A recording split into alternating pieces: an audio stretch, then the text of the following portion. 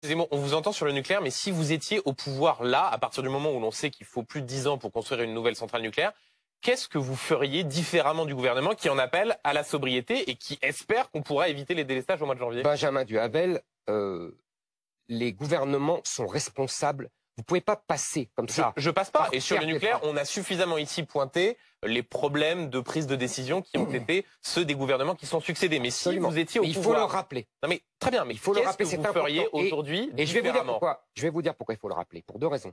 La première, c'est que M. Macron n'a toujours pas officiellement renoncé à son programme de réduction à 50% de la part du nucléaire dans ce qu'on appelle le mix électrique.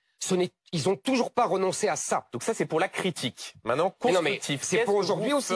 J'attends déjà, je dirais que l'électricité, la part du nucléaire dans l'électricité ne doit pas être réduite. Là, aujourd'hui, oui. Pour cet hiver-là. Oui, cet hiver, Benjamin Duhamel. Qu'est-ce que vous feriez? Cet hiver.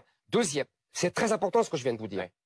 C'est très important. Deuxièmement, ce que je ferais, c'est que je sortirais du système européen, de l'Arenh.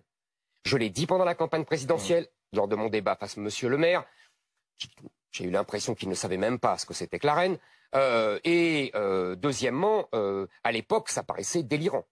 Aujourd'hui, le gouvernement fait des pieds et des mains pour pouvoir sortir de ce système sans rompre avec les autorités européennes. Moi, je dis qu'il faut sortir de l'Arenh. Mais est-ce qu'on peut sortir de ce système, Monsieur Zemmour? Donc, en gros, gérer mieux l'indexation, notamment le gaz, l'électricité, etc. Oui, vous avez compris pourquoi? Bien sûr. Parce que non seulement on a, excusez-moi, hein, non seulement on a empêché pendant des années EDF, au nom d'une pseudo-concurrence, de vendre son électricité nucléaire à un prix normal, parce qu'on était le Qatar de l'électricité, puisqu'on parlait du Qatar. Et deuxièmement, on a branché, si j'ose dire, le prix de l'électricité sur le prix du gaz. Ouais. Quand le prix du gaz explose, on voit le résultat. Tout à fait. Mais en Tout revanche, ça, c'est l'Europe, hein, monsieur. Vous avez bien compris. Bien sûr.